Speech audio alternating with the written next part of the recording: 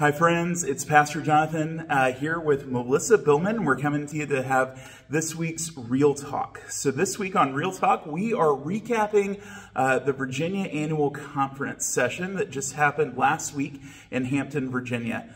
Annual Conference is, what it is in its name. It's an annual meeting of Methodists to talk about how we want to live life together in Virginia as the United Methodist Church. Melissa, for you, Melissa was our lay delegate this year. Unfortunately, John and Pat Simons weren't able to go because of Pat's recent surgery, so Melissa stepped in. So Melissa, for you, what does Annual Conference mean to you? As I was in my thinking place this morning called the shower, I thought of an analogy of what the Annual Conference is. And so I wanted to share that with you, bring it a little bit more down to earth than the big Annual Conference. And my thought was that it's like baking a cake. You have lots of things that go into a cake, especially the cake layers. Mixing all the things up. You put, for the Annual Conference, we put all the voting that we do, all the business that we do, all the questions and answers, and just all the laity, all the clergy. You've got all that mixed together in the layers that makes the big portion of the cake. But then there's that very, very sweet icing that goes between the layers and on top and all the way around. That my analogy was, that is the very inspirational preaching that was done. Many, many different sermons from just amazing speakers and pastors. And also the beautiful music. Had a beautiful professional type band and singers that were there that just they just rocked the house. They were just beautiful singers. That was icing. And then the prayer that we heard, the uplifting of things to God from the clergy, from the laity, from the bishop. And then the very fine, delicate icing on top of the cake, those beautiful flowers that we see sometimes on bakery cakes. To me, that was the relationships that we had at conference. Our community of faith folks that were there, those relationships, and also the relationships with those that used to be in our community. We saw quite a few people that we had been in community with in the past. We had Tom Frost, we had Justin White, we had two very special, Josh Hagstrom and Sean Devilites, the youth that have come up in our church that were there, that we'll speak about a little bit later. But those relationships were those delicate flowers on top of the cake for me. That's awesome, Melissa. And I love that analogy of Annual Conference being like a cake, and I think that's something I can relate to because I love cake. I love cake, and especially the icing. Especially the icing. That's exactly right. And there was a lot of good stuff that happened in Annual Conference. I wonder for you, as our lay delegate, was there anything that you would say was kind of a highlight, like kind of the thing that you take away, like, oh yeah, this was really, really good? It might sound a little odd, but it was the opinions that were brought up by clergy and laity, the question and answer periods. There were differences of opinion, of course. With any business meeting, you're going to have differences of opinion. But it was the way they were dealt with. There was many different ways that they were dealt with. And it was good to see that we as a body of Christians could come to solutions. Amen. Amen. So I think one thing that would be probably helpful for those of you who are watching this video is to know a little bit about, well, what was in that mix that took place. And so there are kind of 5 big things that I would highlight that were part of the business of the Annual Conference that we might want to know about together as a Herndon United Methodist Church body. So the first, and probably the one that has the most impact on us, is something called a district initiative. So a district initiative was presented by the cabinet, which is all the district superintendents, the bishop, and some of our conference staff. That was revealed maybe 6 months ago to members of United Methodist churches around the conference. And so the idea was that before Annual Conference this year, we had 16 districts in Virginia. So if you can imagine a state map, just kind of like a political district where you have some that are really, really small, some that are really, really big, just depending on population size and that sort of thing. So the proposal was to move from 16 districts down to 8.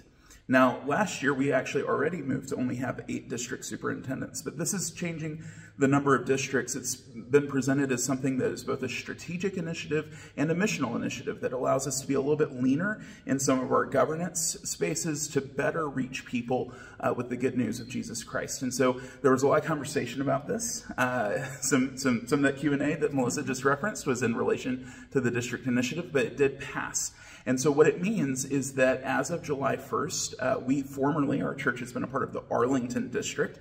So we are now going to be a part of a brand new district that's a merged district of the Arlington and Alexandria districts that's called the Northern Virginia District.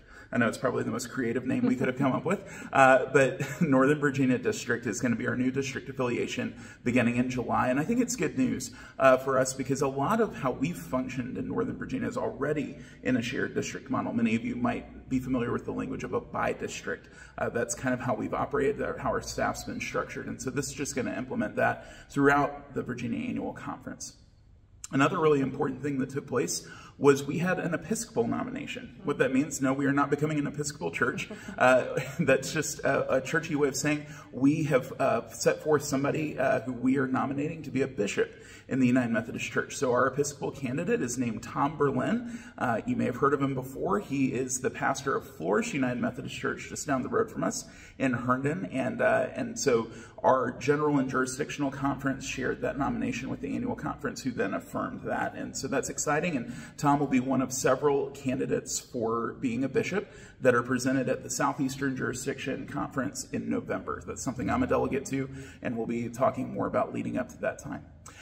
We passed a budget. I know, the most exciting thing. We passed a budget. The budget that we passed as an annual conference is for the 2023 fiscal year.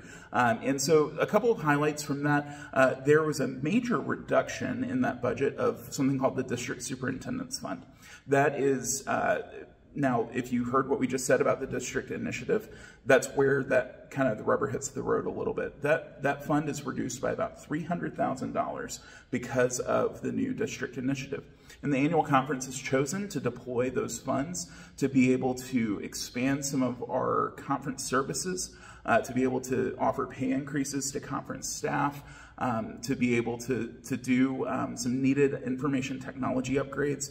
If you've been on our conference website, maybe I shouldn't be saying this in public, but here we go. If you've been on our conference website, you know that we need an upgrade on that. And so that'll be coming. And it also allows for an increase in legal fees with upcoming disaffiliations and that sort of thing. So the budget is about the same. There was about a $27 million budget. There was a $7,000 reduction this year in total in our budget, and that was approved by the annual conference. The fourth thing that happened that I think was a pretty big deal was we had a service for the ordering of ministry.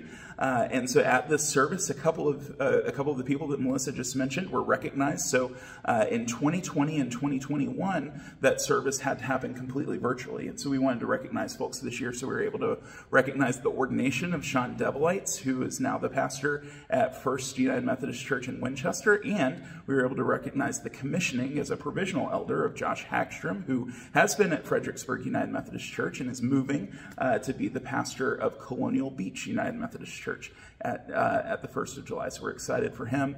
And the thing that we recognize in our community right now that's a big deal is we were able to witness the licensing of Scott Bach Hansen as a local pastor. That means when Scott starts the appointment year on July 1st, he'll be appointed to us as our associate pastor. So I don't know about you, Melissa, I'm really excited to have Scott in that role, and to finally be able again to say I'm one of your pastors instead of I am the pastor here. So those were four big things. And one other thing I would want to be sure to mention, sorry, I have notes down here. Sorry, that's obvious now. One other thing I would want to be sure to mention is a big piece of what happened on Friday morning of conference was around something called a declaratory decision. So many of you that are part of the Herndon community are friends of Arise Campus Ministry at George Mason University, and you may be familiar with Reverend Drew Enns, who's the pastor of that campus ministry, who is under complaint right now for officiating a same-gender wedding. While we were at annual conference, he surpassed 1,000 days under complaint. And he is one of two pastors in Virginia who are under complaint for that purpose. And so a request was filed by a pastor in Virginia for something called a declaratory decision.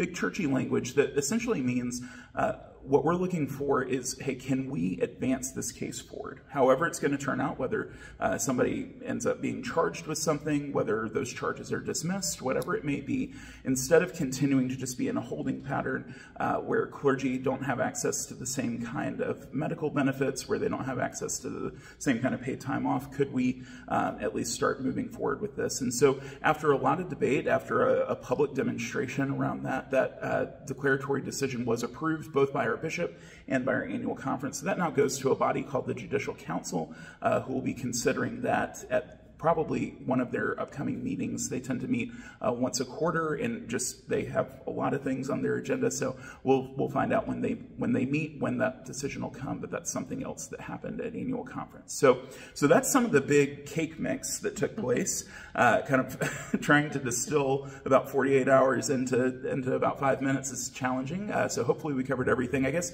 Melissa, what would you hope our congregation would know about annual conference? Kind of the business, the mix, the icing, all of it. What were some things that you would want folks to know about? I think the takeaway would be for our congregation is that this is a very important meeting. This gets us started for the next year. It gets all of the Methodist churches in Virginia started for the next year, kind of their marching orders. And we need to be aware of that. We need to send our delegates, and we need to come back as clergy and laity and move forward. So it's my hope that perhaps you would go to the VA UMC website and look at the detail of the meeting. There were some interesting things, again, very inspirational sermons and music. So I would encourage you to look that up.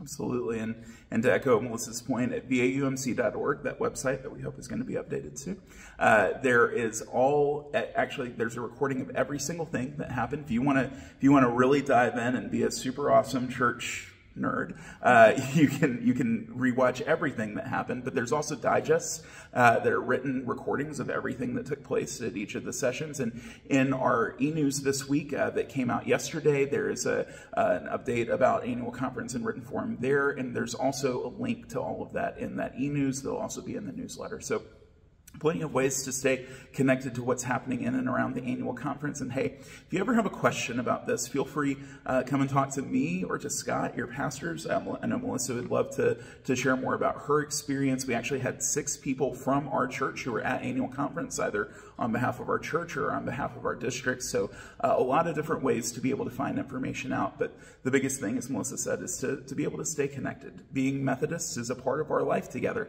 And this is one way that we're able to live into that. So we're grateful. I know I'm grateful, Melissa, for you being a part of the team that was at annual conference. Thank you for giving up a chunk of your time to go and be there and to be extra holy and all that good stuff. It was a privilege. Thank you. Well, it was good to have you there, and thank you all for tuning into Real Talk this week. Hey, we've had like 3 consecutive weeks of Real Talk being a little bit different. Next week, Pastor Scott Bach Hansen is going to be back and leading the space. We're excited for him to do that. But as always, please know that you're welcome and invited to be a part of the Herndon United Methodist community. This weekend upcoming, we're going to be worshiping outside at 8 a.m., inside and live streaming at 10 a.m., and then we have our sandbox space at 5 p.m. for those of you who want something that's a little bit more creative and innovative in terms of how we gather together. So it is good to be together. God bless you. Enjoy the day. Thank you for tuning in for Real Talk, and we'll see you again real soon. Peace.